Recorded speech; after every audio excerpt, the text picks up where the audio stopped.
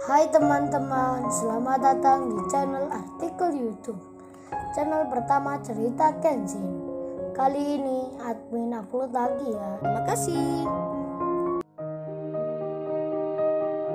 Kisah pemuda kaya, anak bos besar, pemilik 73 perusahaan, yang menjadi cleaning service.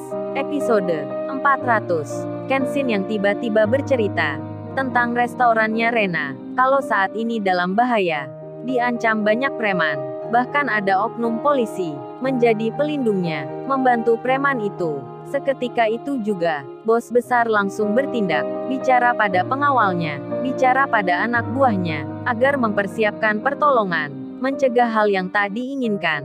Pengawalnya pun langsung menjawab, dengan siap sedia, serta pula mengiyakan. Namun di tengah hal itu, seorang yang baru menjual tanahnya, yang dibeli oleh bos besar, beliau yang masih di situ. Ketika mendengar informasi tersebut, ada oknum polisi yang terlibat, punya pangkat yang jadi backingnya preman. Orang itu jadi marah seketika. Benaknya bicara sendiri, siapa yang berani melakukan begitu? Melakukan hal yang melanggar hukum, bukan menjaga keamanan, malah menjadi pelindung kriminal. Orang itu jadi marah sekali. Tak sabar ingin mengetahui. Kemudian tiba-tiba saja, beliau bertanya pada Kenshin tentang cerita selengkapnya, termasuk di mana tempatnya. Kenshin menjawabnya, seperti yang dibilang Iwan. Dan orang itu pun bicara, kalau gitu mohon bantuannya, saya akan ikut ke sana untuk menangkapnya, menangkap mereka semua. Sekalian ingin tahu, aparat yang melanggar hukum, siapa namanya, berdinas di mana, nanti saya masukkan penjara. Kalau gitu izinkan saya menyamar, ikut makan di restoran. Oh ya, perkenalkan, nama saya Pak Soeharto. Orang itu menunjukkan kartu, sebuah identitas dirinya. Bos besar langsung membaca. Beliau langsung bilang, oh ternyata bapak ini polisi. Seorang jenderal pula. Kalau gitu ini sangat kebetulan sekali. Semua orang di situ langsung terkejut. Tak disangka penjual tanah ini seorang polisi berpangkat tinggi.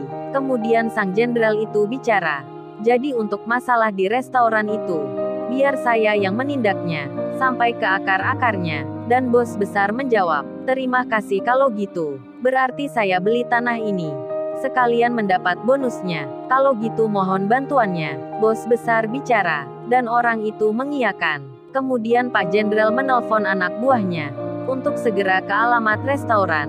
Beliau itu berkata, tolong cepat siapkan 5 orang, yang memakai seragam dinas, untuk berjaga di sana. Permintaan itu langsung diterima. Anak buahnya langsung ke tempat lokasi. Kemudian bos besar dan semuanya melanjutkan bicara sebentar mengenai jual beli tanah. Sekalian saling bertanya. Lalu sesaat kemudian, Pak Harto yang seorang jenderal itu, beliau ikut dalam rombongan dengan pakaian biasa, tak mengenakan seragam dinasnya. Pak Harto pun berangkat menuju ke restoran. Di saat yang demikian, polisi yang diminta sebelumnya kini sudah tiba di tempatnya.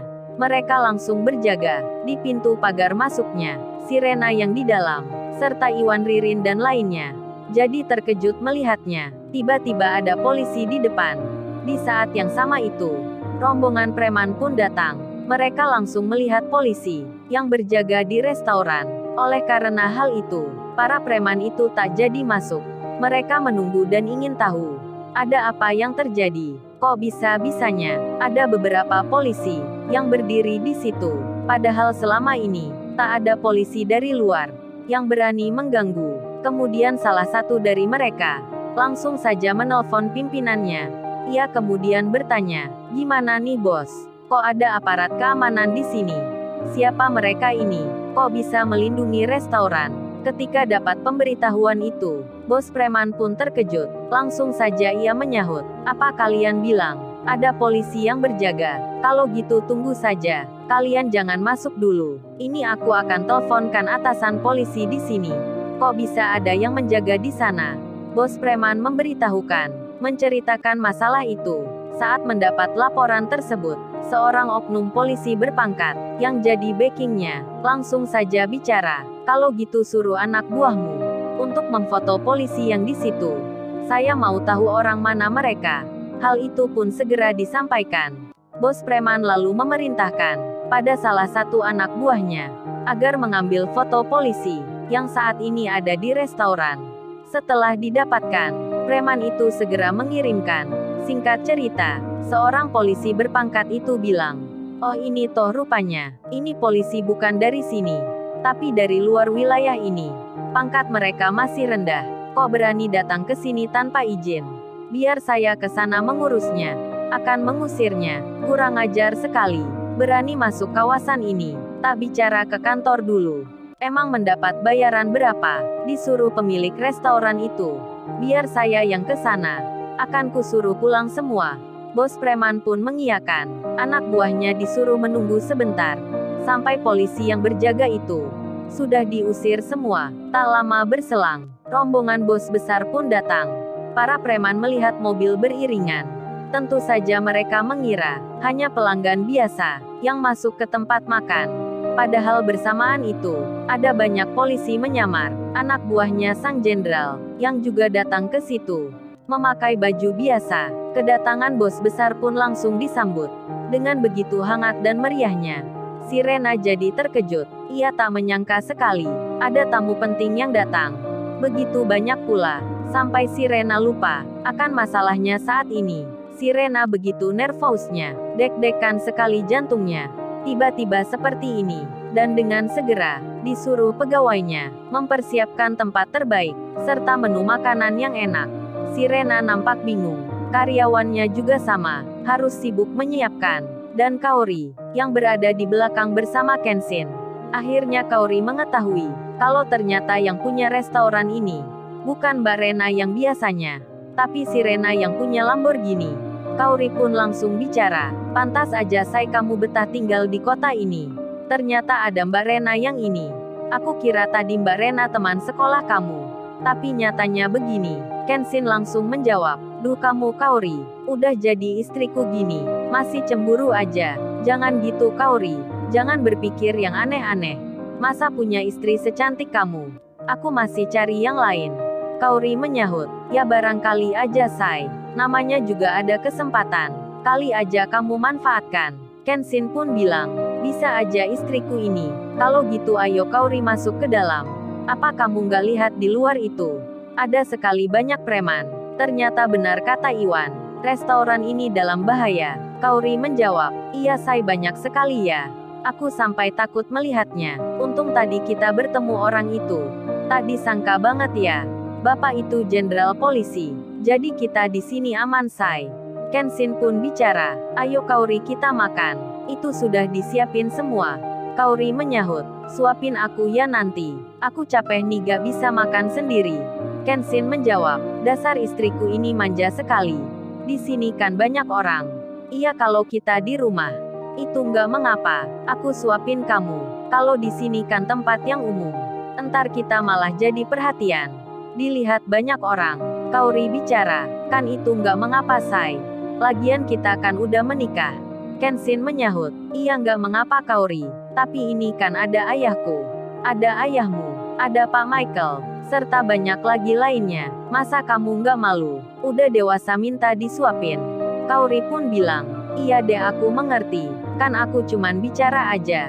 Gitu aja dianggap serius. Kenshin pun langsung berkata, Kaori kamu ini mirip anak kecil aja ya. Makan ciki sampai belepotan begini. Ini pipi kamu sampai kena sausnya." Kenshin dengan segera memakai tangannya membersihkan wajah istrinya. Kemudian Kenshin bilang, "Oh ya Kaori entar kalau makan, kamu yang hati-hati ya. Jangan belepotan kayak begini, entar malah ditertawakan orang."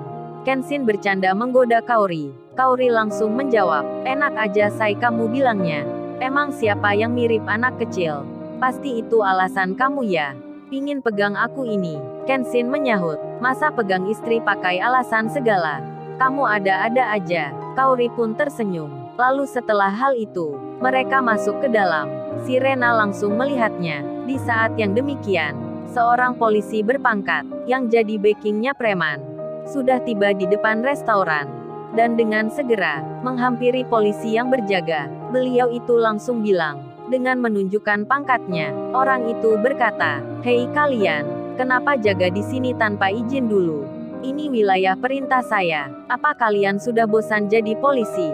Berani melanggar aturan. Cepat tinggalkan tempat ini. Saya yang berkuasa di sini. Salah satu polisi yang dimarahi itu langsung saja bicara. Baik Pak, kami mengerti. Dan mereka semua pergi. Mangsa pun masuk dalam perangkap. Para preman pun bergerak, akan masuk ke restoran. Begitu pula dengan polisi itu, yang jadi backingnya preman. Masuk juga ke situ, hendak mengganggu tamu, membuat keributan. Tentu mereka tak mengira, kalau di restoran saat ini, ada seorang jenderal. Lalu, bagaimana kisah selanjutnya? Subscribe channel ini, untuk episode berikutnya. Terima kasih. Jangan lupa ya guys, untuk kelanjutan ceritanya ada di artikel YouTube. Jangan lupa subscribe ya guys, dan tekan notifikasinya